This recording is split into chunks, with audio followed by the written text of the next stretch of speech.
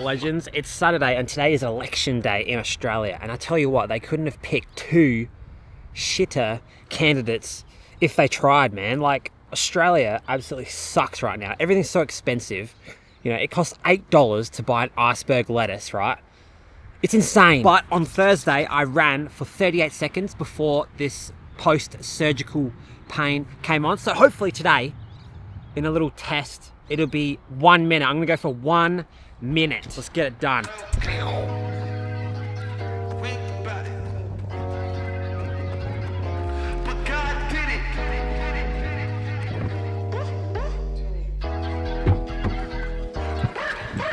One minute, 7 seconds. Now the guy said when I had the procedure surgery thing that it would take probably 2 or 3 weeks to start to get a little bit better. And today, you know, that like burning sunburn feeling that you get when you have some sort of procedure like this is starting to go down. So that's amazing. Hopefully 1 minute and 7 seconds by, you know, next week is like an hour and I can just, you know, start to do long runs again. So there we go. Now today we're going to talk about all of the little things that you can do to try and improve your running. The things that people don't really talk about. The things that are, you know, on the horizon that are coming. The things that people are trying out now. You know, everyone talks about how to train and training structure and workouts that you can do, but no one talks about these little things that, you know, you can do to get better. So today, we're going to talk about that.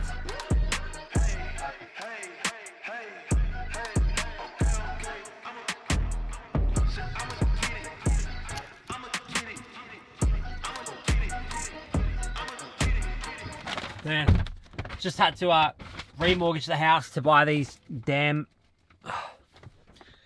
grapes, but it was totally worth it. Now, this video was brought on by Cam Worth, and the interview that he did after the Ironman in Texas that was last week, he put down an insane bike time. And, you know, everyone's asking, well, how did you do that crazy bike time? And he said, well, the thing is, I ate 200 grams of carbs per hour on the bike. And that is ridiculous. Now, the question that I have from this is, you know, are runners leaving, you know, gains on the table by not fueling enough? And can we actually improve our fueling or our guts or train our guts so that we could actually fuel way more on these runs and get way, way faster? Now, the question that I have is, if you were theoretically able to eat 200 grams of carbs per hour on your run, would you run faster, you know, over a marathon or something? But that's just what my theory is. What I think is that maybe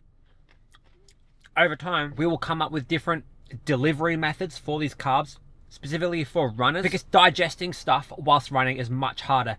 There has to be another way that we can get carbs in that maybe we haven't quite discovered yet with science. Maybe we've got to start running with IV bags in. That is probably illegal. But generally speaking, carbs make you faster, and I think people should eat way more carbs in daily life. In fact, I think next week what I'm going to try and do is eat only fruit for the entire week, because fruit is essentially carbs and water. I'm going to do that next week, and that's going to be really fun. Hopefully they have a lot more fruit on special next week rather than this week. That'd be absolutely epic. And hopefully I don't die from eating basically fruit for an entire week. Now, if I die next week from the carb overload from too much sugar from fruit, someone in the comments volunteer to replace me on this channel, okay? Just comment below and let me know that you would like to take over in the event that I die, okay?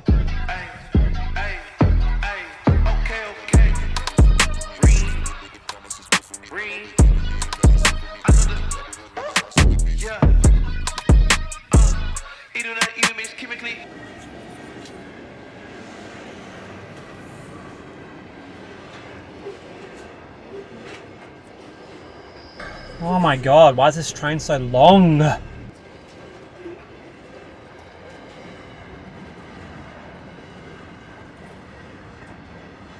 Just a thought while this train is blocking my way. Realistically, we should make the people that are going for office do a 5K, and whoever wins the 5K gets the position, you know? Like, realistically, that's all that's really important in life is, you know, if you're fit and you're healthy and you can run a fast 5K, then obviously you should be in power.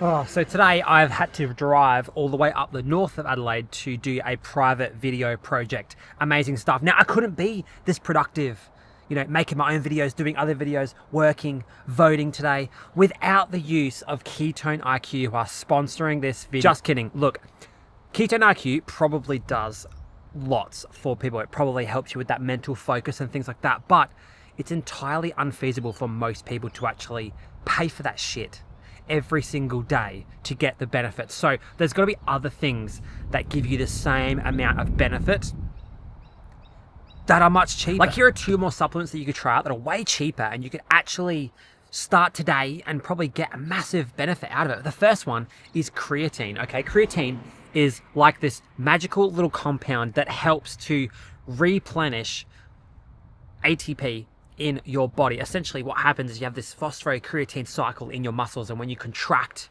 you basically decouple it, and creatine helps to couple it back together and get you some bloody energy. But it also helps with that mental clarity. You know, there's a lot of studies going around now about the power of creatine with mental brain stuff. So if you want to have mental brain stuff, then get on the creatine, man. It's way cheaper. It's like, you know, $30 for like a kilo, which will probably last you about 7 years. And the next thing that's going to absolutely impact your actual performances in races is bicarb. You know, we've seen all these 800-meter runners just going absolutely nuts the last couple of years. And yeah, it might actually be other drugs that we can't speak about on this channel, but I would like to think that in an honest and responsible society that we live in, you know, there's no drug taking anymore. Lance Armstrong was the only person that's ever taken sport-enhancing drugs.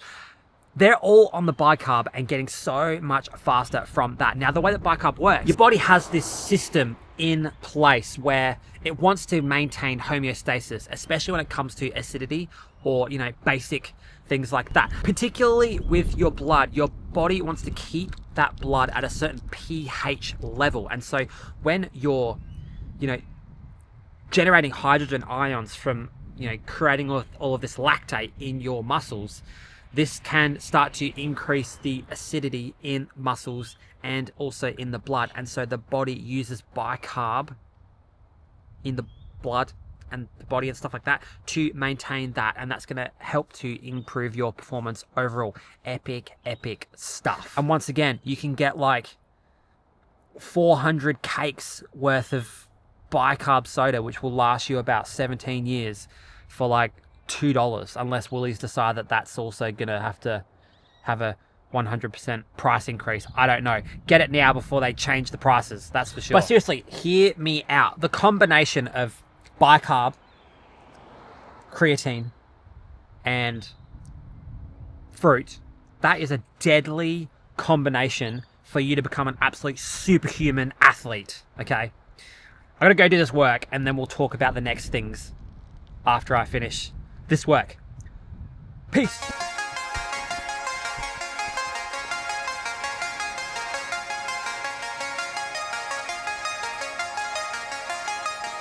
All right, work is done.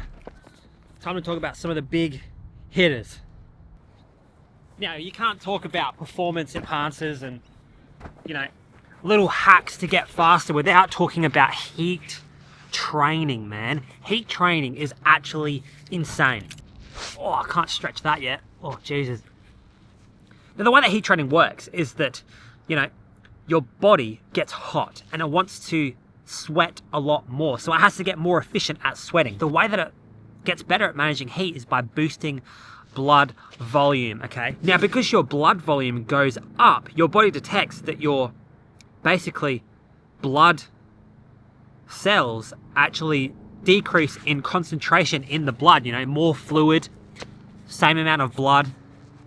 What tends to happen is your body responds to that by boosting red blood cell production, so you get fitter, which is absolutely epic. Heat training is really good, and, you know, actually these last 2 things that I'm also going to talk about also have to do with boosting red blood cells. This whole section at the end, red blood cells. Oh, because the thing is, you also need iron and B12 to create enough blood cells, okay? Iron is really important to build hemoglobin. And yeah, you might get enough iron from your diet, but, you know, you have to still check with a blood test to see if you actually have enough iron to produce enough hemoglobin at an optimal level so that you're not just training for no reason. You're just running around like a headless chicken and you're never going to be able to get any fitter because you don't have enough iron to make the blood, brother.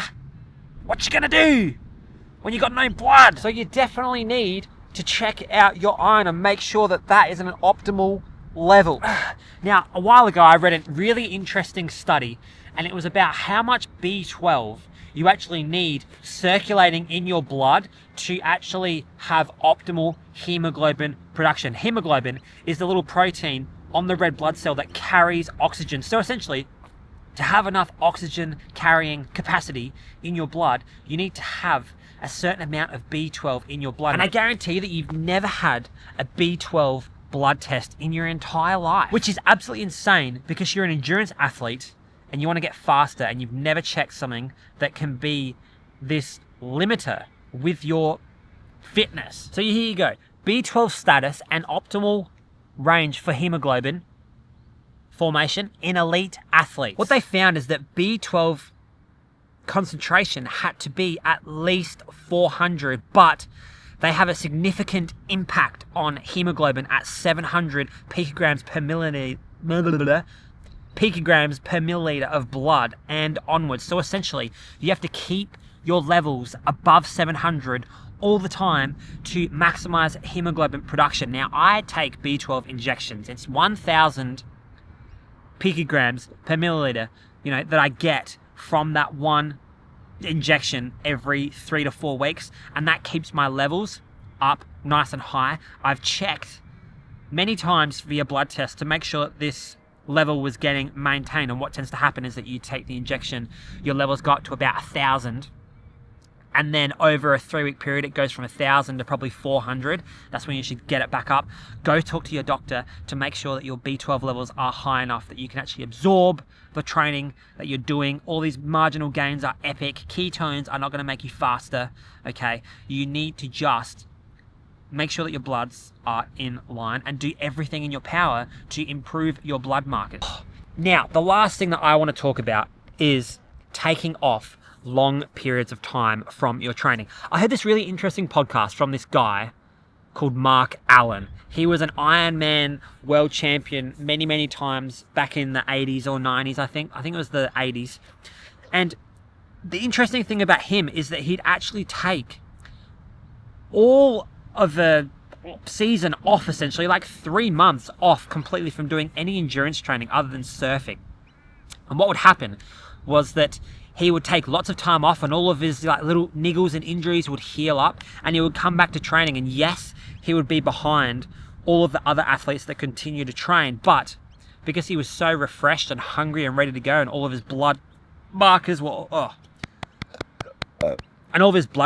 in the right point, he could just continually get fitter up until peaking for the World Championships and then go back to surfing again.